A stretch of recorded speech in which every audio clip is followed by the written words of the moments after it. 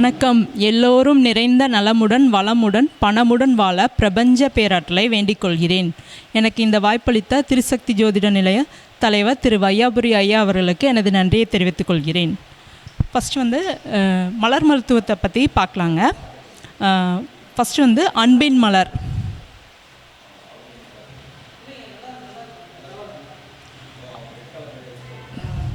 அன்பின் மலர் ஹோலி.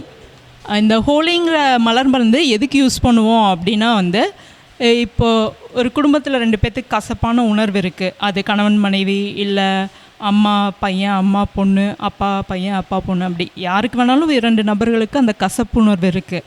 இது எதனால் வரும் அப்படின்னா பிடிக்காத கருத்துக்களை சொல்லும்போது அது கொஞ்சம் கொஞ்சமாக அவங்களுக்கு அவங்க மேலே ஒரு கசப்புணர்வு ஜாஸ்தியாகும். இது இன்னொரு இதாக சொல்லணும் அப்படின்னா இப்போ ஒரு கணவன் அவங்க மனைவியிடம் அவங்க மனைவியோட கூட பிறந்தவங்க, அவங்க அம்மா அப்பா இவங்கள பற்றி குறை சொல்லும்போது இந்த மனைவிக்கு அதை ஏற்றுக்க முடியாது. ஏன்னா அவங்க பல ஆண்டுகள் அவங்க கூட தான் இருந்திருக்காங்க. ஸோ வேறு யாராவது அந்த மாதிரி குறை சொன்னால் இவங்க அதை தட்டி பேச முடியும்.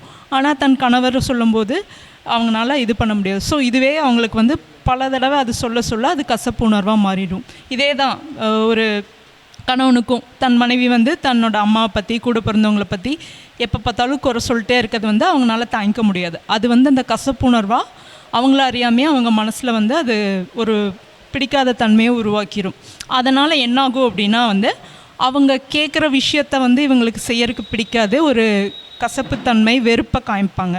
ஸோ இந்த மாதிரி இது ரொம்ப நாளாக அது உள்ள இதாகி 2 பேர்த்துக்குமே அந்த பிடிக்காத மனநிலைக்கு வந்துடுவாங்க. ஸோ இந்த மாதிரி தன்மையில் இருக்கும்போது அவங்க 2 பேர்த்துக்குமே ஹோலிங்கிற மலர் மருந்து கொடுக்க என்னாகும் அப்படின்னா அது நீண்ட நாளாக ஏற்பட்ட விஷயம் அப்படின்னா அவங்க கண்டிப்பாக ஒரு 3 மாதங்களாவது அந்த மலர் மருந்தை தொடர்ந்து எடுத்துக்கணும். அப்படி எடுத்துக்கும்போது அந்த கசப்புணர்வு கம்ப்ளீட்டாக நீங்கி அந்த டே 1ல் அவங்க எப்படி அன்பாக இருந்தாங்களோ அதே தன்மைக்கு அவங்க இருப்பாங்க. ஸோ இதுதான் அன்பின் மலர். அடுத்தது புரிதலின் மலர். புரிதலின் மலர் மஸ்டர்டுங்கிற மலர் மருந்து எதுக்காக யூஸ் பண்ணிக்கிறது அப்படின்னா இப்போ ஒருத்தவங்ககிட்ட நம்ம ஒரு விஷயத்த சொல்கிறோம், ஆனால் அவங்க அதை புரிஞ்சிக்க மாட்டேங்கிறாங்க. ஏன் புரிஞ்சிக்க மாட்டேங்கிறாங்கன்னா அவங்க அந்த சொல்லக்கூடியவங்களோட தன்மையில் இருந்து பார்த்தா தான் அந்த புரிதல் வரும். ஆனால் அப்படி இல்லாமல் அவங்க புரிஞ்சிக்க மாட்டேங்கிறாங்க. அப்போ மஸ்டர்டுங்கிற மலர் மருந்து கொடுக்கும்போது அவங்க தன்னோட மனநிலையில் மட்டும் இல்லை, மற்றவங்க இடத்துல இருந்தால் நம்ம இப்படி தான் நடந்துப்போம் அப்படிங்கிற அந்த புரிதல் தன்மையோடு அவங்க அதை பார்ப்பாங்க. ஸோ அதுக்காக இந்த மஸ்டர்ட் எடுத்துக்கும் போது அந்த புரிந்துக்கூடிய தன்மை கிடைக்கும். அடுத்தது பொதுநலமாக இருக்கணும் அப்படிங்கிறதுக்கான மலர் மருந்து சிக்கரியோட அந்த நெகட்டிவிட்டி என்ன அப்படின்னா சுயநலமாக இருக்கிறது. என்ன சொல்கிறதுங்க, எல்லாத்துக்குமே அவங்க என்ன தான் பணம் வச்சுருந்தாலும் வேறு யாராவது நமக்கு ஏதாவது வாங்கி தரணும் அப்படிங்கிற அந்த எண்ணம், காசை பத்திரப்படுத்தி வச்சுக்கணும் அப்படிங்கிற எண்ணம், எதாக இருந்தாலும் அந்த ஃப்ரீ மனநிலை, எல்லாமே எனக்கு ஃப்ரீயாக யாராவது வாங்கி கொடுத்தா நல்லாயிருக்கும் அப்படிங்கிற அந்த மனநிலை. ஸோ அது அவங்கக்கிட்டே இருக்குது காசு, ஆனாலும் அது செலவு பண்ணாமல் ஒரு என்ன சொல்கிறதுங்க, கஞ்சித்தனமாக பத்திரமா வச்சுக்கிட்டு தனக்கு எல்லாருமே பண்ணட்டும் அப்படின்னு சொல்லி தன்னோட பணத்தை சேவ் பண்ணி வச்சுக்கிற அந்த தன்மை. அப்போ இது என்னாகும் அப்படின்னா அவங்களுக்கு அவங்களோட அந்த தன்மை தெரியல, தானே மற்றவங்களுக்கு செய்யக்கூடிய நிலமையில தான் இருக்கும் அப்படிங்கிற அந்த தன்மை அவங்களுக்கு தெரியல. இந்த சிக்கரிங்கிற மலர் மருந்து எடுத்துக்கும் போது அவங்க இந்த மாதிரி இருக்க மாட்டாங்க. நாம் மற்றவங்களுக்கு செய்யணும், நமக்கு மற்றவங்க ஃப்ரீயாக செய்யக்கூடாது அப்படிங்கிற மனநிலைக்கு போயிடுவாங்க. அடுத்தது அறிவின் மலர் செஸ்னட் பட். இது எதுக்காக அப்படின்னா குழந்தைங்க படிக்காமல் ஃபோனில் கான்சென்ட்ரேட் பண்ணிவிட்டு, மீடியாவில் கான்சென்ட்ரேட் பண்ணிவிட்டு, அந்த மாதிரி இருக்கிறவங்க, அதாவது கான்சன்ட்ரேஷன் சிதறல் உள்ளவங்க இந்த செஸ்னட் பட் எடுத்துக்கும் போது என்னாகும் அப்படின்னா அவங்க ரொம்ப கான்சன்ட்ரேட்டடாக படிப்பாங்க. இது நீங்கள் கொடுத்து செக் பண்ணி பார்த்தாலே தெரியும். அந்த குழந்தைங்க இந்த செஸ்னட் பட் எடுத்துக்கும் போது எவ்வளோ நேரம் ஆனாலும் அந்த ஹோம்ஒர்க்கோ இல்லை அந்த பாடத்தையோ படித்து முடிக்கும் நகர மாட்டாங்க. அந்தளவுக்கு நீங்களே சொன்னால் கூட எந்திரிச்சு வாங்க சாப்பிட்றக்கு அப்படின்னு சொன்னால் கூட வர மாட்டாங்க. அதை முடிச்சுட்டு வரேன் அப்படிங்கிற அந்த தன்மையில் இருப்பாங்க. அப்போ அறிவின் மலர் நல்லா படிக்கணும், கான்சன்ட்ரேட்டடாக இது படிப்புக்கு மட்டும் இல்லை, நம்ம ஒரு என்ன சொல்கிறதுங்க, ஒரு கிளாஸுக்கு போகிறோம், ஒரு விஷயத்தை கவனம் சிதறாமல் நம்ம கவனிக்கணுங்கிற விஷயத்துக்கெல்லாம் எல்லாருமே அந்த செஸ்னட் பட் எடுத்துகிட்டு போகும்போது ரொம்ப கான்சன்ட்ரேட்டடாக அதை கற்றுக்க முடியும். அடுத்தது பாதுகாப்பின் மலர். பாதுகாப்பின் மலர் என்ன அப்படின்னா ஒயிட் செஸ்னட் பட். இது எதுக்கு அப்படின்னா நார்மலாக நம்ம எல்லாருக்குமே வர கேள்வி, எனக்கு யாராவது ஒரு செய்வனை செஞ்சுருப்பாங்களா, சூனியம் வச்சுருப்பாங்களா, எனக்கு பயமாக இருக்குது அப்படிங்கிற அந்த தன்மை. இது ஜென்ரலாக வந்து அப்படி நம்மக்கிட்ட நிறைய கேள்வி வரும், ஜோதிடர்கிட்ட இது ஒரு டிஃபால்ட்டாக ஒரு கேள்வியாக வரும். ஸோ அப்படிப்பட்டவங்களுக்கு வந்து இந்த ஒயிட் செஸ்னட் பட் கொடுக்கும்போது என்னாகும் அப்படின்னா, இவங்க வந்து உண்மையில் அப்படி இல்லாமல் பயத்தில் இருந்தாலும் சரி, இல்லை உண்மையிலே வந்து அவங்களுக்கு அப்படி ஒரு தன்மை இருந்தால் கூட இந்த ஒயிட் செஸ்னட் பட் எடுத்துக்கும்போது அவங்களுக்கு அந்த நெகட்டிவ் தன்மை, அந்த செய்வினம் சூனியம் அதுலேருந்து பாதுகாப்பு தரும். அதே மாதிரி இப்போ ஏதாவது பேய் ஆவி நடமாட்டம் இருக்குது அப்படின்னு பயந்துக்கிறாங்க இல்லையா, அதுக்குமே இந்த வந்து ஒயிட் செஸ்னட் பட் வந்து எடுத்துக்கும்போது அவங்க தைரியமாக இருப்பாங்க, அதை கண்டு பயந்துக்க மாட்டாங்க, அதுலேருந்து இவங்களுக்கு வந்து ஒரு பாதுகாப்பு கிடைக்கும். அடுத்தது வந்து ரெட் செஸ்னட் பட். இது எதுக்கு அப்படின்னா வந்து இது கண்டிப்பாக வந்து நம்ம ஜோதிடர்கள் எல்லாருமே எடுத்துக்கணும். எதனால் அப்படின்னா, நம்ம ஜோதிடர்கள், டாக்டர்ஸு, அதே மாதிரி வக்கீல், அப்புறம் டீச்சர்ஸு, இவங்களுக்கெல்லாம் என்ன கேரக்டர் இருக்குன்னா, தன்னோட ஸ்டூடெண்ட், தன்னோட பேஷண்ட், தன்னோட கிளைண்ட் வந்து சொன்னமே அந்த விஷயம் அவங்களுக்கு சக்ஸஸ் ஆச்சா, அவங்களுக்கு சரியாச்சா அப்படின்னு அவங்களோட விஷயத்தை என்னமோ தன்னோட விஷயமாக நினச்சி அதுக்காக ஃபீல் பண்ணி அவங்களுக்கு ஒர்க் அவுட் ஆகலைன்னா நமக்கே வந்து அந்த விஷயம் ஒர்க் அவுட் ஆகாட்டி எப்படி ரொம்ப வருத்தப்படுமோ அந்த மனநிலை ஓவர் என்ன சொல்கிறதுங்க, அவங்க மேலே அக்கறை எடுத்துக்கிறது. இந்த ஓவர் அக்கறை வந்து தேவை கிடையாது. நார்மலாக அது நடந்துதான் நடக்கல அப்படி இருக்கலாம், ஆனால் ரொம்ப ஒவ்வொரு ஸ்டெப் பை ஸ்டெப்பாக அவங்கள ஃபாலோ பண்ணி அது சக்ஸஸ் ஆச்சான்னு ரொம்ப கன்சர்ன் எடுத்துக்கிறது. ஸோ அப்படிப்பட்ட தன்மையில் இருக்கவங்களாம் வந்து கண்டிப்பாக இந்த ரெட் செஸ்னட் பட் எடுத்துக்கும் போது அந்த ஓவர் கேரிங் குறைஞ்சிட்டு நார்மலாக என்ன கேர் எடுத்துக்கணுமோ அந்த தன்மைக்கு அவங்க மாறிடுவாங்க. அடுத்தது வந்து பீச்.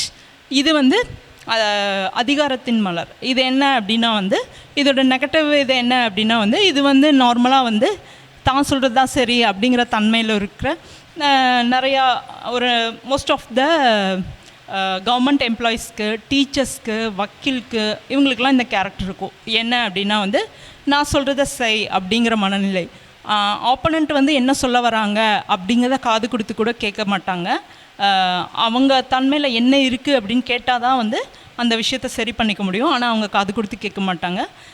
என்ன சொல்கிறதுங்க, ஒரு கமாண்டிங் பொசிஷனில் நான் சொல்கிறத மட்டும் செய்யுங்க, நீங்கள் ஒன்றும் பேசாதீங்க அப்படின்னு அவங்க வாயை திறக்க கூட விட மாட்டாங்க. ஸோ அது வந்து பீச் மனநிலை. ஸோ அப்படிப்பட்டவங்களுக்கு வந்து இந்த பீச் மலர் மருந்து கொடுக்கும்போது என்னாகும் அப்படின்னா வந்து அவங்க வந்து அந்த ஆப்போனண்ட் அந்த இவங்களும் என்ன சொல்கிறாங்க, அதில் என்ன நம்ம சரி பண்ணிக்க முடியும் அப்படிங்கிற தன்மையில் அவங்க செயல்படுவாங்க. ஸோ அதனால் இது வந்து பீச் இது வந்து அந்த விஷயத்துக்கு யூஸ் ஆகும்.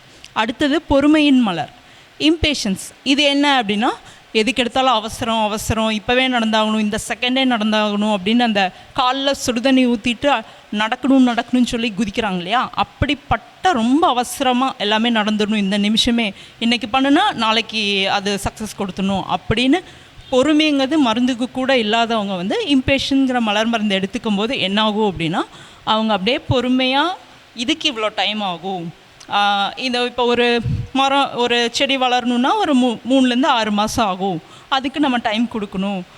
இதை ஒரு குழந்தை ஃபார்ம் ஆகி பிறக்கணும் அப்படின்னா ஒரு 10 மாதம் ஆகும், அப்படி ஒவ்வொன்றுக்கும் இவ்வளோ டைம் எடுக்கும், அது முடிக்க நம்ம காத்திருக்கணும் அப்படிங்கிற அந்த பொறுமை தன்மை வந்து வந்துடும். அதுக்கடுத்தது வந்து செரிப்ளம். இது வந்து அன்பான வார்த்தைகளின் மலர் மருந்து.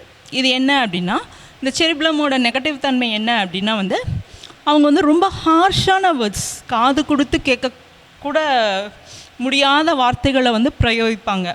ரொம்ப சபை நாகரிகம் அற்ற வார்த்தைகளை வந்து யூஸ் பண்ணுவாங்க. அது வந்து யாருனாலும் கேட்டுக்கவே முடியாது. இது எதனால் அப்படின்னா அவங்க வாழ்க்கையில் நடந்த நிறையா நெகட்டிவிட்டி சிச்சுவேஷன்ஸ் அதெல்லாம் அவங்க ஆழ்மனசில் பதிஞ்சு அவங்க அதிலெல்லாம் வந்து சில பிரச்சனையிலெல்லாம் சக்ஸஸ் கொடுக்காதங்காட்டி அவங்களுக்கு அந்த மாதிரி மனநிலைக்கு போயிட்டு தன்னோட இயலாமையை வந்து இந்த மாதிரி ரொம்ப கெட்ட வார்த்தைகளும் கடுமையான சொற்களையும் யூஸ் பண்ண ஆரம்பிச்சிருவாங்க. ஸோ இப்படிப்பட்டவங்களுக்கு வந்து இந்த செரிப்ளம்ங்கிற மலர் மருந்து கொடுக்கும்போது என்னாகும் அப்படின்னா வந்து அவங்க அந்த நெகட்டிவிட்டியெலாம் இருந்தது இல்லைங்களா அவங்க மனசில், அதெல்லாமே ரிமூவ் ஆகி அவங்க வந்து அன்பான வார்த்தைகளை மட்டுமே யூஸ் பண்ண ஆரம்பிச்சிருவாங்க. அடுத்தது வந்து விமுலஸ். இது வந்து தைரியத்தின் மலர். இப்போ வந்து தைரியமாக வந்து இது பண்ண முடியல, ஃபேஸ் பண்ண முடியல, இல்லை தைரியமாக ஒரு விஷயத்த பண்ண முடியல, எதுக்கு எடுத்தாலும் பயந்துக்கிறாங்க அப்படிங்கிறவங்களுக்கு வந்து இந்த மிம்லஸ் கொடுக்கும்போது வந்து அவங்க தைரியமாக அந்த விஷயங்களை பண்ணுறதோ இல்லை பேசுகிறதோ இல்லை ஃபேஸ் பண்ணுறதோ பண்ணுவாங்க. ஸோ இது வந்து மலர் மருந்து. அடுத்தது வந்து நம்ம ஒரு நிமிஷத்தில் ஒரு ஜாதகத்தை பார்த்தோன்னே ஒரு நிமிஷத்தில் நம்ம டக்குன்னு பலன் எடுக்க முடியுமா அப்படிங்கிற இது. இப்போ வந்து ஜென்ரலாக வந்து நம்ம வந்து ஒரு ஜாதகத்தில் குரு கூட எந்த கிரகம் சேர்ந்துருக்கோ அவங்க தான் வந்து செல்வ வளத்தோடு இருப்பாங்க அப்படிங்கிறத நம்ம சொல்லிடலாம். டக்குன்னு பார்த்த அடுத்த செகண்டே குரு கூட சூரியன் சேர்ந்துருக்கு அப்படின்னா உங்கள் அப்பா வந்து செல்வந்தர். இப்போ செல்வந்தர்னால் உடனே நம்ம கோடீஸ்வரங்க அப்படிங்கிற தன்மைக்கு நான் சொல்ல வரல. அவங்களோட என்ன சொல்கிறதுங்க, கர்ம அமைப்புக்கேற்ற அவங்களோட லெவலுக்கு அவங்க செல்வ வளத்தோடு இருப்பாங்க. அதுதான் இங்கே வந்து செல்வந்தருங்கிறத நான் சொல்கிறேன். இப்போ சப்போஸ் குரு கூட ராகு சேர்ந்துருக்கு அப்படின்னா அவங்க தாத்தா வந்து செல்வந்தர் அப்படிங்கிறத நம்ம டக்குன்னு பார்த்த உடனே அதுக்கு வந்து பலன் சொல்லிட முடியும். அடுத்தது வந்து யார் வந்து சொகுசாக இருப்பாங்க, லக்ஸுரி தன்மையாக இருப்பாங்க, ஸ்ட்ரெயின் பண்ண விரும்ப மாட்டாங்க. லக்ஸுரி தன்மைனா இப்போ நான் வந்து நடக்க மாட்டேன், காரில் தான் போவேன், அப்படி ஒவ்வொன்றுக்குமே வந்து ஸ்ட்ரெயின் பண்ண மாட்டேன் அப்படிங்கிற தன்மையில் யார் இருப்பா அப்படின்னா சுக்கிரன் கூட எந்த காரக பாவக உறவு சேர்ந்துருக்கோ அவங்க வந்து அந்த மாதிரி சொகுசு தன்மையாக இருக்கணும்னு நினைப்பாங்க. ஒரு எக்ஸாம்பிள் சொல்லணும் அப்படின்னா சந்திரன் சேர்ந்துருக்கு அப்படின்னா அவங்க அம்மா வந்து அந்த மாதிரி சொகுசு தன்மையை விரும்பக்கூடியவங்களாக இருப்பாங்க. அதுக்கடுத்தது வந்து இளமையானவங்க யார் அப்படிங்கிறது அப்படின்னா புதன் கூட எந்த கிரகம் சேர்ந்துருக்கோ அவங்க வந்து இளமையானவங்க. இப்போது நிறையா ஜாதகங்களில் பார்த்திங்கன்னா சூரியன் கூட புதன் சேர்ந்துருக்கும். ஸோ அவங்க அப்பா வந்து இளமையானவன் சொல்லலாம். இப்போ வயசாயிடுச்சுங்க, அவங்க எப்படி இளமையானவராக இருக்க முடியும் அப்படின்னு நம்ம கேட்கலாம். அவங்க வந்து என்ன சொல்கிறதுங்க, அந்த இளமையை மெயின்டைன் பண்ணக்கூடிய அந்த டை அடிச்சுட்டு அந்த என்ன சொல்கிறதுங்க ஃபிட்டாக இருக்கிறது, அந்த மாதிரி தன்மை ட்ரெஸ்ஸிங்கில் இந்த மாதிரியெல்லாம் வந்து அவங்க இளமையை வந்து மெயின்டைன் பண்ணுவாங்க. இதையுமே நம்ம ஜாதகத்தில் பார்த்தோன்னே சொல்லிடலாம். அதுக்கடுத்தது பார்த்திங்கன்னா செவ்வாய் கூட எந்த காரக பாவக உறவு சேர்ந்துருக்கோ அவங்க வந்து கண்டிப்பாக வந்து என்ஜினியரிங் டெக்னிக்கலுங்கிற எஜுகேஷன் ஐடிஐ இந்த மாதிரி படிப்பை கண்டிப்பாக படிச்சிருப்பாங்க. இப்போ எல்லாருமே இன்ஜினியர் படிச்சிருக்க மாட்டாங்க, ஆனால் வந்து டெக்னிக்கல் எஜுகேஷன் சொல்லக்கூடிய இதை கண்டிப்பாக படிச்சிருப்பாங்க. டெக்னிக்கல்னால் இப்போ நர்சிங்லேயும் அந்த டெக்னிக்கல் எஜுகேஷன் வரும், ஐடிஐயில் வரும், டிப்ளமோவில் வரும், இன்ஜினியரிங்கில் வரும். இந்த மாதிரி அந்த டெக்னிக்கலுங்கிற வார்த்தை வரக்கூடிய அந்த படிப்பை வந்து அந்த காரக பாவக உறவு வந்து படிச்சிருப்பாங்க. இதுவுமே நம்ம பார்த்தோன்னே அந்த பலன் சொல்லிடலாம். அடுத்தது வந்து யார் வந்து வள்ளல் தன்மையோடு இருப்பாங்க, புகழ் விரும்பியாக இருப்பாங்க, கௌரவத்துக்காக ஒரு விஷயத்த பண்ணுவாங்க அப்படின்னா சூரியன் கூட எந்த காரக பாவக உறவு சேர்ந்துருக்கோ அவங்க வந்து அந்த கௌரவத்துக்காக ஒரு விஷயத்த பண்ணுறது, அப்புறம் வந்து எல்லாத்துக்கும் தான தர்மம் பண்ணுறது, அந்த விஷயத்தையெல்லாம் வந்து பண்ணுவாங்க. அது வந்து சூரியன் கூட. அப்போ நம்ம அந்த ஜாதகத்தில் சூரியன் கூட எந்த இப்போ ஒரு 9ஆம் அதிபதி சேர்ந்துருக்கு சூரியன் கூட அப்படின்னா வந்து இப்போ ஒரு மிதுன லக்னம் சூரியன் கூட 9ஆம் அதிபதி சனி சேர்ந்துருக்கு அப்படின்னா அப்பா வந்து உங்கள் அப்பா வந்து கௌரவத்துக்காக தான தர்மம் வள்ளல் தன்மை இதெல்லாம் இருக்கும் அப்படிங்கிறத நம்ம சொல்லலாம். அடுத்தது வந்து சந்திரன் கூட எந்த காரக பாவக உறவு சேர்ந்துருக்கோ அவங்க வந்து ஏமாற்றத்தை சந்திப்பாங்க, இல்லாட்டி ஏமாத்துற தன்மையில் இருப்பாங்க. இது ரெண்டில் ஏதோ ஒன்று வந்து அது நடந்திருக்கும். அதை சொன்னால் ஆமான்னு தான் அவங்க சொல்லுவாங்க.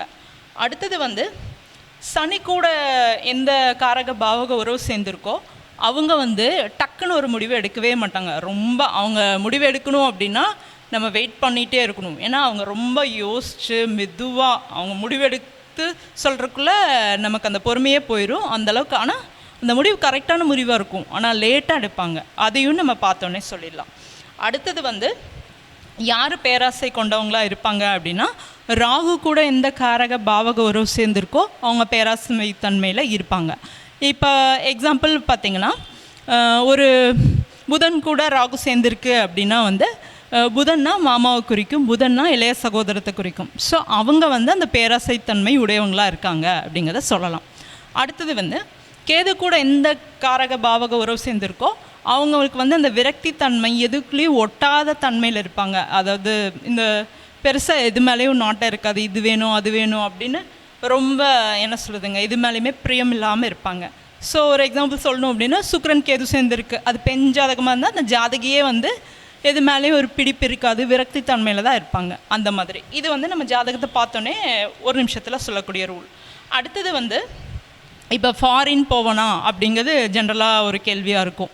அப்போ ஒரு ஆண் ஜாதகமாக இருந்ததுன்னா ராகு கேது அச்சுக்கு ஒரு பக்கம் குருவும் இன்னொரு பக்கம் சனி இருக்குது அப்படின்னா நம்ம உடனே சொல்லிடலாம், நீங்கள் பிறந்த இடத்த விட்டு வெளியூர் இல்லை வெளிநாடு போய் வேலை செய்யுங்க, நல்லா இருப்பீங்க அப்படின்னு.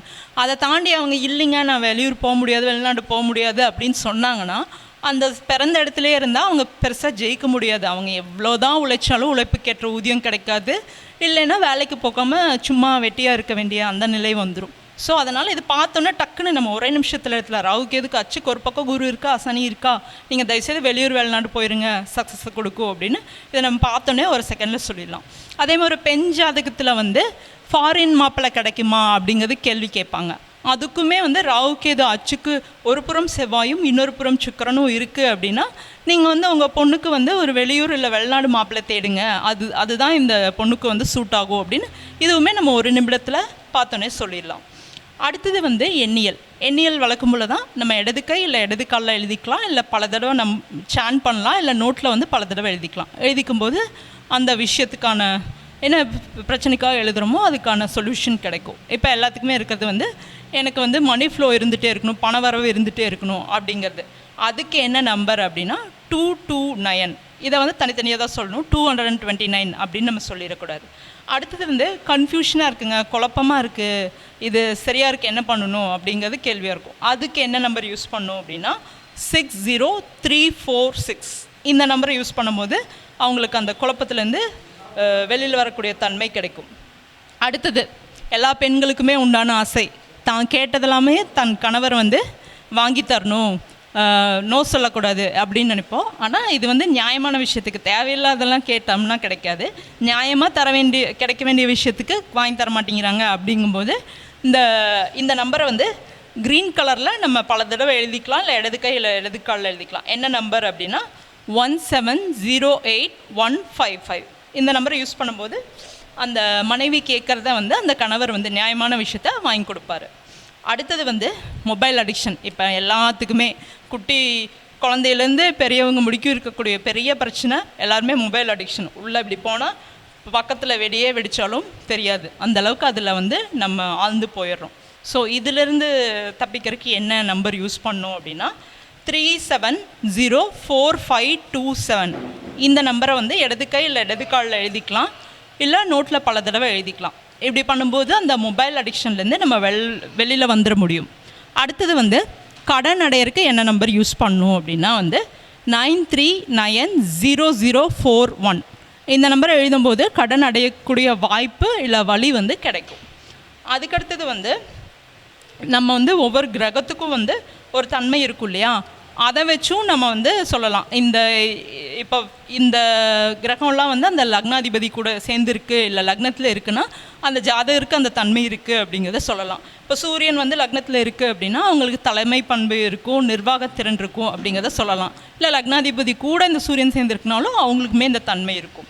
அடுத்தது சந்திரன் வந்து லக்னத்தில் இருக்குது, இல்லை லக்னாதிபதி கூட சந்திரன் சேர்ந்துருக்கு அப்படின்னா அவங்க வந்து ரொம்ப பொறுமைசாலியாக, சகிப்புத்தன்மையாக, ஒரு அம்மா எப்படி நடந்துப்பாங்களோ அந்த தன்மையில் நடந்துப்பாங்க.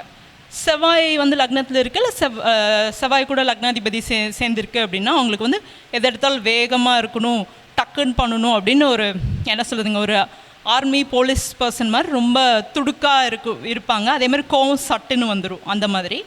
அடுத்தது வந்து புதன் லக்னத்தில் இருக்குது, இல்லை லக்னாதிபதி கூட சேர்ந்துருக்கு அப்படின்னா அவங்க வந்து ரொம்ப விவேகமானவங்களாக இருப்பாங்க. எந்த விஷயத்துக்கும் இதனால் என்ன ஆதாயம், ப்ராஃபிட் கிடைக்குமா, நான் அந்த விஷயத்த பண்ணுறேன் அப்படிங்கிற தன்மையில் இருப்பாங்க. ரொம்ப கேல்குலேட்டிவாக இருப்பாங்க. அடுத்தது வந்து குரு லக்னத்தில் இருக்குது, இல்லை லக்னாதிபதி கூட குரு சேர்ந்துருக்கு அப்படின்னா வந்து அவங்க வந்து ரொம்ப நல்ல ஆலோசனை சொல்லுவாங்க. அதே மாதிரி அவங்க சொல்கிற முடிவை நம்ம சூஸ் பண்ணோம் அப்படின்னா அது ரொம்ப பெஸ்ட்டாக இருக்கும். நன்றி. பல எண்களை வைத்து எப்படி வாழ்வியலை அமைத்துக்கொள்வது என்று நமக்கெல்லாம் வழிகாட்டிய கோவை கோகிலவாணி அம்மா அவர்களுக்கு அவரது தோழி ரேவதி பிரபாகரன் அவர்கள் சிறப்பு செய்ய அழைக்கிறேன்.